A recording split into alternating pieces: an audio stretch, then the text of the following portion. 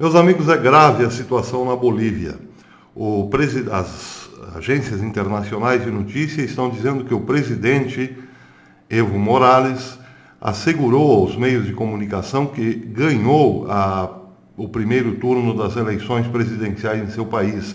Ele disse que ainda faltam alguns votos a serem contados, porém declarou-se o vencedor das eleições de domingo passado. Morales e o ex-presidente Carlos Messa foram os candidatos com maior quantidade de votos nas eleições deste domingo, diz a Reuters. Porém, o escrutínio das atas despertou a polêmica depois que o Tribunal Supremo Eleitoral da Bolívia interrompeu a transmissão de dados em um ponto da noite de domingo, de segunda-feira, perdão. A OEA, a Organização dos Estados Americanos, denunciou irregularidades na contagem dos votos na Bolívia e recomendou um segundo turno. O governo boliviano, porém, não aceita essa proposta da OEA.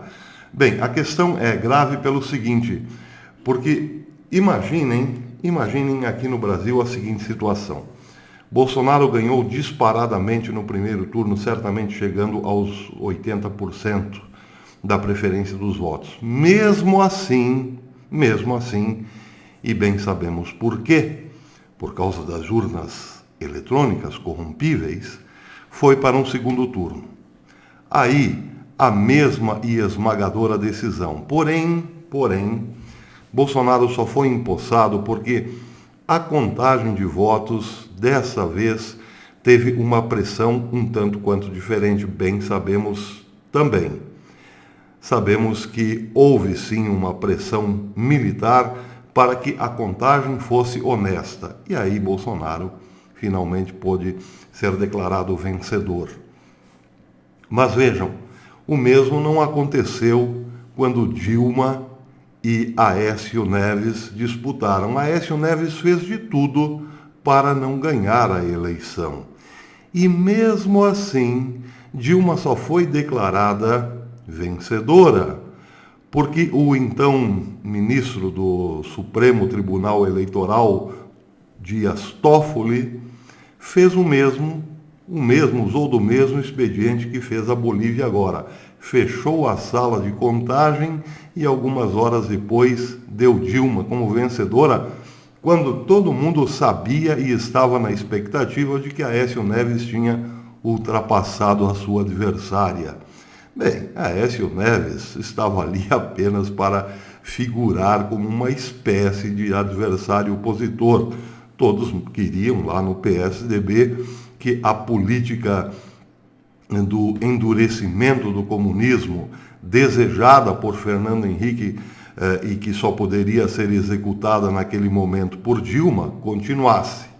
Mas esse é o modus operandi da esquerda. Eles assumem o poder com um projeto de poder, apenas esse. Querem perpetuar-se e para isso vale tudo. A roubalheira é escancarada. Tanto é que essa é a única função das urnas eletrônicas. No passado, os comunistas resolviam o problema sem eleições, apenas indicações dos comitês centrais. Com a vitória da democracia na queda do Muro de Berlim, falsificou-se aquilo que se fazia antes na mão pesada.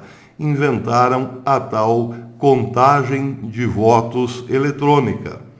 Bem ao gosto de Stalin, que havia dito que não importa quem vença, não importa quais são os candidatos, o importante é quem conta os votos numa eleição.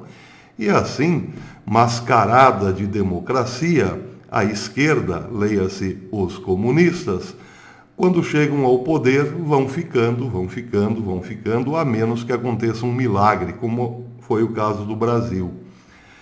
É o que está acontecendo na Bolívia. Então, imaginem, a Bolívia está exatamente na situação em que o Brasil se encontrava. O povo inteiro querendo mudar o regime.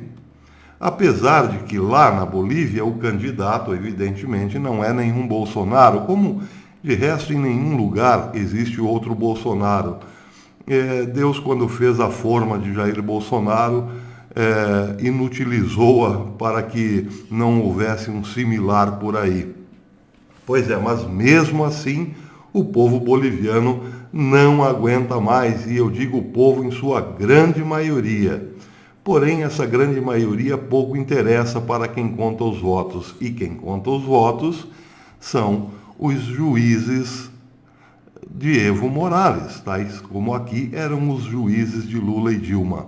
Pois é, o problema é que o povo insatisfeito não aceitou esta declaração, não reconhece Evo Morales como vencedor e hoje irá para as ruas nas principais cidades da Bolívia, La Paz, Cochabamba e Santa Cruz de la Sierra, como de resto em todo o país, nas cidades pequenas também.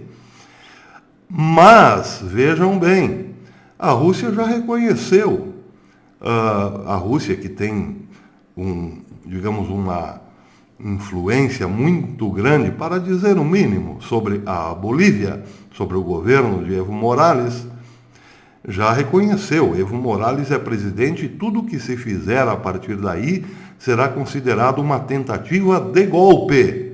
Pois é, isso quer dizer, em linhas bem gerais, que o povo que sairá às ruas para protestar poderá sim ser esmagado pelo governo ditatorial de Evo Morales. Não pensem que Vladimir Putin desejará entregar o poder assim, sem mais, sem menos.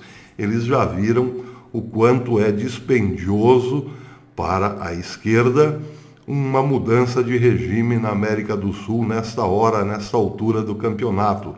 Claro, olhando para o Brasil.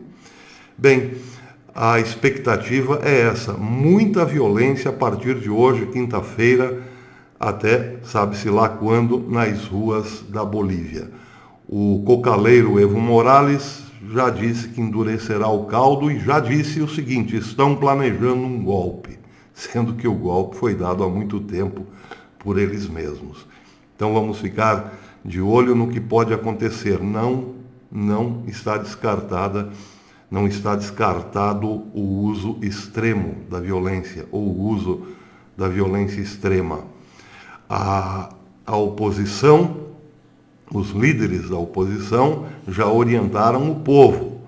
Protestos pacíficos, claro.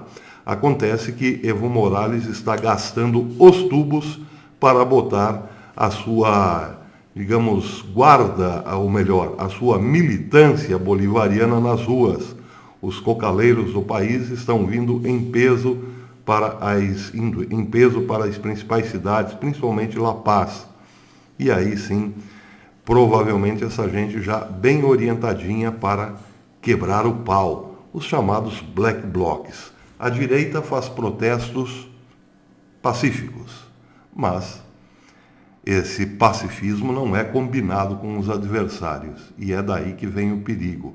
O perigo para o povo lá, porque os militares estão na mão de Evo Morales, tanto quanto estão os militares venezuelanos na mão de Maduro.